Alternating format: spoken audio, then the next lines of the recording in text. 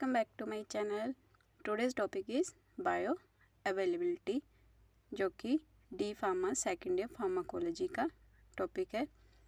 तो फर्स्ट हम देखते हैं कि बायो अवेलेबिलिटी क्या होती है। डेफिनेशन है the rate and extent eight which the active concentration of drug is available at the desired site of action.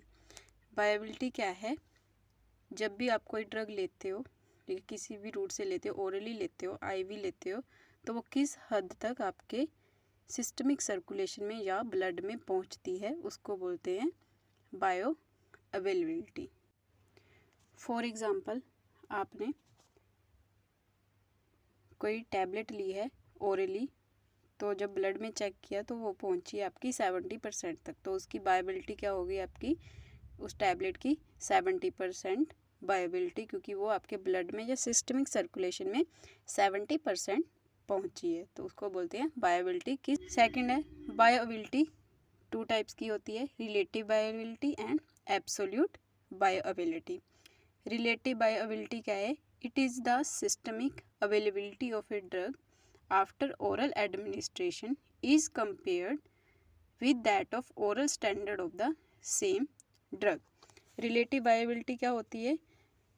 मान लो आपने कोई टैबलेट ली है, ओरली उसको लिया है, फिर कुछ टाइम बाद उसके ब्लड में कंसंट्रेशन मेजर की जाती है कि वो कितने % आपके ब्लड में पहुंची है।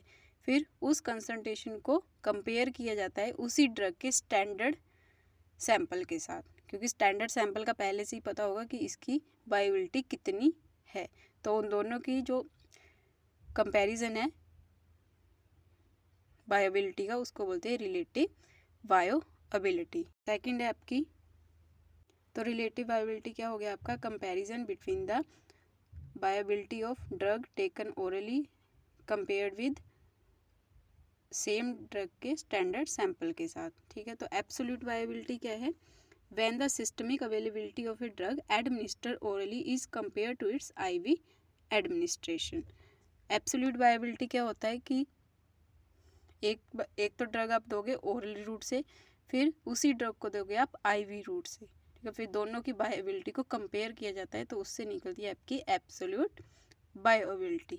ओके, तो जो आपकी बायोअवेलेबिलिटी निकालने का फॉर्मूला है वो है ये, area under the curve oral and area under the curve IV into 100%। ये फॉर्मूला है आपकी बायोअवेलेबिलिटी को निकालने का। इसको फॉर्मूले को कर्व के साथ निकाला जाता है। ठीक है, ये अगर आप कोई ड्रग है आईवी के थ्रू देते हो तो उसकी जो बायोअवेलेबिलिटी है वो 100% होती है, और उसी ड्रग को आप ओरली थ्रू दोगे, ये जो जितना एरिया वो कवर करती है उसको बोलते हैं एरिया अंडर द कर्व। तो area under the curve oral drug का कितना है और area under the curve IV drug का कितना है इंटू 100%, तो वो क्या डिनोट करता है, बायोअवेलेबिलिटी। तो आप यहाँ पे हिंदी में भी देख सकते हो कितनी ड्रग खाने के बाद या अदर रूट से लेने के बाद आपके ब्लड में पहुंची है। तो बायोअवेलेबिलिटी समझ आ गया होगा आपको कि क्या होती है, कि कितनी ड्रग की कंसंट्रेशन है वो आपके सिस्टमिक सर्कुलेशन में पहुंची है, उसको बोलते हैं बायोअवेलेबिलिटी।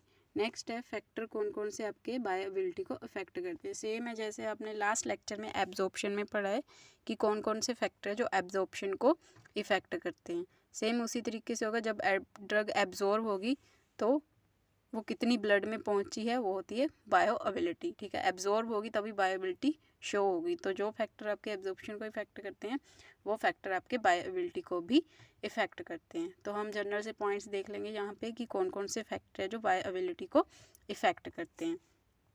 वेरियस फैक्टर है जो अफेक्ट करते हैं बायोअवेलेबिलिटी को। फर्स्ट है pharmaceutical factor, pharmacological factor, route of administration.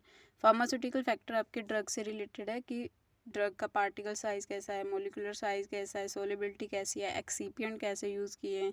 Okay, तो फार्माकोलॉजिकल फैक्टर आपके बॉडी से रिलेटेड है कि जीआईटी की कोई डिसीज़ है या कोई फूड है वो इफेक्ट कर रहा है बायोअवेलेबिलिटी को। ठीक है, सेम एब्जॉर्प्शन के जैसे ही है। रूट ऑफ एडमिनिस्ट्रेशन में क्या है, किस रूट से आप जो ड्रग है दे रहे हो और किस रूट से ड्रग की बायोअवेलेबिलिटी बेटर होती है। तो फर्स्ट जो आपका फैक्टर है वो है फार्मास्यूटिकल फैक्टर। फार्मास्यूटिकल फैक्टर में क्या है, आप दे सकते हो कि ये डिक्रीजिंग ऑर्डर में लिखा हुआ है। सबसे ज़्यादा बायोबिलिटी किसकी होगी, सोल्यूशन की, फिर सस्पेंशन की, फिर कैप्सूल की, फिर टैबलेट की और फिर कोटेड टैबलेट की। अब सोल्यूशन की सबसे ज़्यादा बायोबिलिटी क्यों होगी, क्योंकि सोल्यूशन के क्या है, पार्टिकल साइज सबसे छोटा होगा, ठीक है, तो इसलिए वो जल्दी डिज़ोल्व करेगा, जल्दी टैबलेट है, देखो यहाँ पे टैबलेट है सॉलिड फॉर्म में, ये यहाँ पे डिसइंटीग्रेट हुई है, छोटे छोटे पार्टिकल में टूटी है, फिर यहाँ पे आपके लिक्विड में डिज़ोल्व हो जाएगी, ठीक है, उसको बोलते हैं डिसोल्यूशन। डिसोल्यूशन होने के बाद उसकी क्या होगी, एब्जॉर्प्शन, ठीक है, एब्जॉर्प्शन होगी तो उसकी बायोबिलिटी पता लग जाएगी।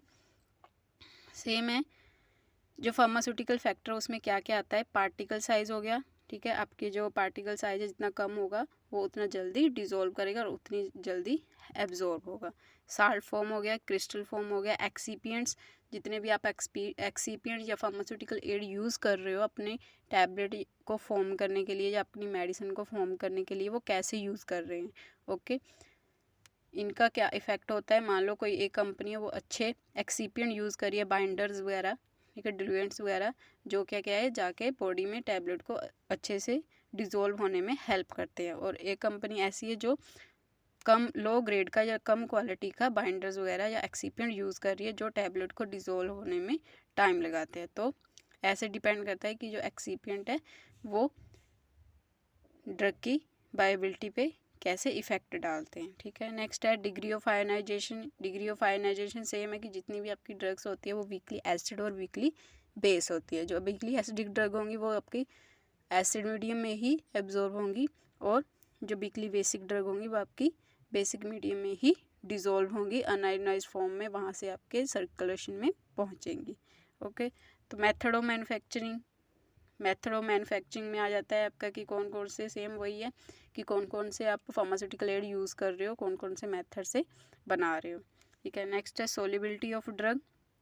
सोलिबिलिटी ड्रग में आ जाएगा आपका कि सोलिबिलिटी में क्या आएगा कि जो आपकी ड्रग है वो अगर तो पूरी हाइड्रोफिलिक है तब भी वो पुअरली एब्जॉर्ब होगी, ठीक है, उसकी बायोबिलिटी पुअर होगी। अगर वो पूरी तरह से हाइड्रोफोबिक है तब भी वो पूरी तरह से डिज़ोल्व या पूरी तरह से एब्जॉर्ब नहीं होगी। इसलिए आपकी ड्रग है जो मैक्सिमम हाइड्रोफोबिक होती है और थोड़ी सी वो हाइड्रोफिलिक भी होती है, मतलब थोड़ी बहुत वो वाटर में भी डिज़ोल्व होनी चाहिए तभी वो वाटर हेड को क्रॉस करेगी, और ज़्यादा वो क्या होती है, लिपिड सोल्यूबल, ठीक है। तो सोल्यूबिलिटी पे भी डिपेंड करता है कि आपकी ड्रग की जो बायोबिलिटी है कितनी अच्छी है, कितनी आपकी ड्रग हाइड्रोफिलिक है और कितनी हाइड्रोफोबिक है। नेक्स्ट है आपका द फार्माकोलॉजिकल फैक्टर।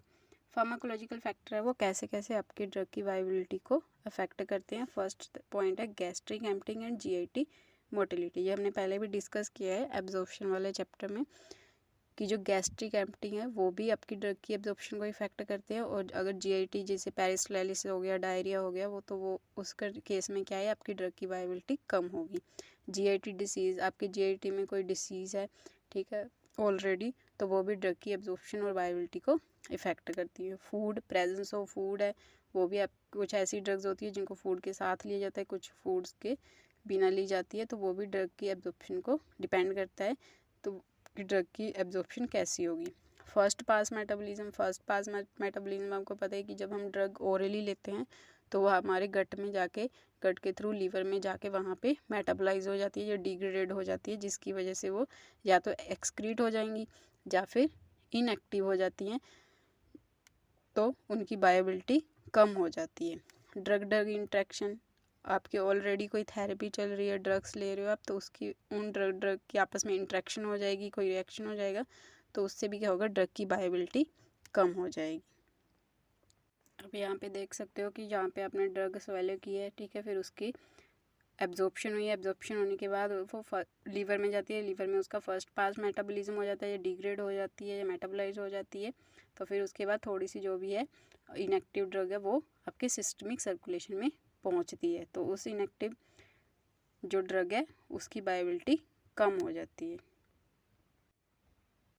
नेक्स्ट है आपका route of administration. Route of administration में क्या है कि पेरेंटल और आईवी रूट, पेरेंटल या फिर आईवी रूट में आपकी ड्रग की बायोबिलिटी सबसे ज़्यादा होती है, मतलब 100% होती है। कोई भी ड्रग आप आईवी के थ्रू दे रहे हो तो वो 100% ही आपके ब्लड के सर्कुलेशन में पहुंचेगी, ठीक है। पेरेंटल के बाद ओरल, ओरल के बाद रेक्टल, रेक्टल के बाद टॉपिकल। तो सबसे ज़्यादा जो आपकी बायोबिलिटी है वो पेरेंटल रूट से या फिर आईवी रूट से ज़्यादा होती है। उसके बाद ओरली रूट आएगा। ओरल की क्यों कम होती है? क्योंकि जब भी आप ओरली कोई मेडिसिन लेते हो तो वो बहुत लंबा रूट क्रॉस करती है, ठीक है, मतलब उसको बहुत लंबे रूट से जाना पड़ता है तब वो जाके सिस्टमिक सर्कुलेशन में पहुंचती है। बट आईवी में क्या होता है कि सीधे आपकी जो ड्रग है वो इंजेक्ट की जाती है आपके ब्लड में या सिस्टमिक सर्कुलेशन में, तो इसीलिए उसकी जो बायोबिलिटी है वो 100% होती है। वो 100% ड्रग ही आपके सिस्टमिक सर्कुलेशन में ब्लड में पहुंच जाती है। Okay, thank you.